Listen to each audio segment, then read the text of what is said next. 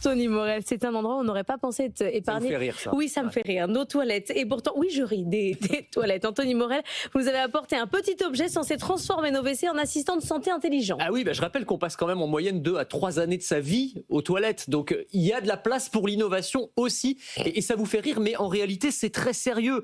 C'est-à-dire que ce que je vous ai apporté là, c'est un mini laboratoire médical à installer dans ces toilettes. C'est le français WeThings qui propose ça, qu'on connaît pour ses balances connectées, enfin tout son écosystème santé, ses tensiomètres, ses montres. Ils avaient présenté ça au CES à Las Vegas il y a 2 ans. Et là, ça y est, ça vient de sortir commercialement. Et en fait, en gros, ce petit, donc c'est un galet, on peut le décrire comme ça. C'est un gros galet quand même. Galet blanc, on est sur 7-8 cm de diamètre. Exactement. Quand même. Donc vous mettez ça dans vos toilettes et en fait, ça va récupérer, grâce à des petites capsules qui sont à l'intérieur, un certain nombre d'informations. À chaque fois que vous allez au petit coin, en gros, on va analyser un certain nombre de biomarqueurs.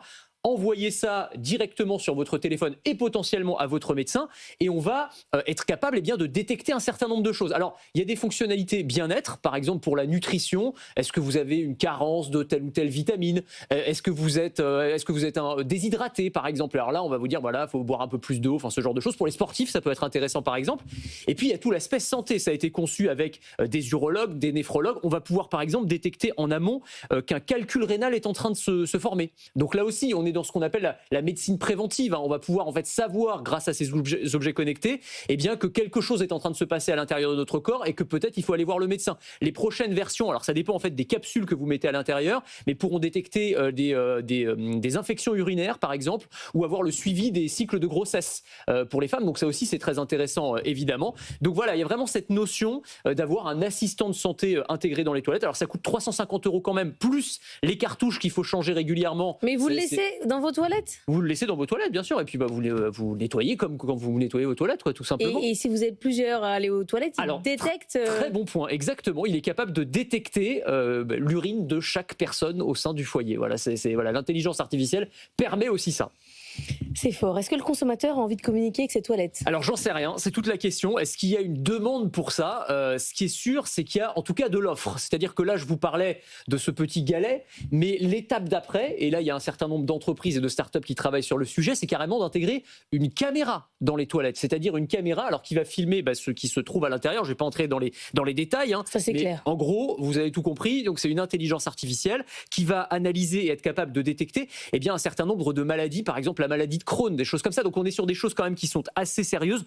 Gros enjeu autour de la sécurité des données en revanche. Voilà, est-ce qu'il y a un moment où vos toilettes vont se faire pirater, où ces petits capteurs, on va pouvoir récupérer les données. Bon après, tout est anonymisé normalement, mais voilà, ça pose une question en termes de demande de la part des consommateurs. On va voir si les gens sont prêts à installer de l'IA dans leurs toilettes. Alors le principe des toilettes high-tech à visée médicale, ça existe depuis longtemps en Asie. Oui, alors eux pour le coup sont prêts depuis longtemps. Les premières initiatives dans ce domaine viennent du Japon début des années 2000, mais c'est vrai que la montée en puissance et la sophistication de l'intelligence artificielle permettent d'obtenir des résultats qui sont beaucoup plus intéressants. Le japonais Toto, par exemple, qui récupère d'autres indicateurs, ils ont créé un petit capteur dans les toilettes qui analyse par exemple la pression du flot d'urine et ça peut permettre de détecter des problèmes de prostate, ce qui peut être intéressant pour les messieurs notamment.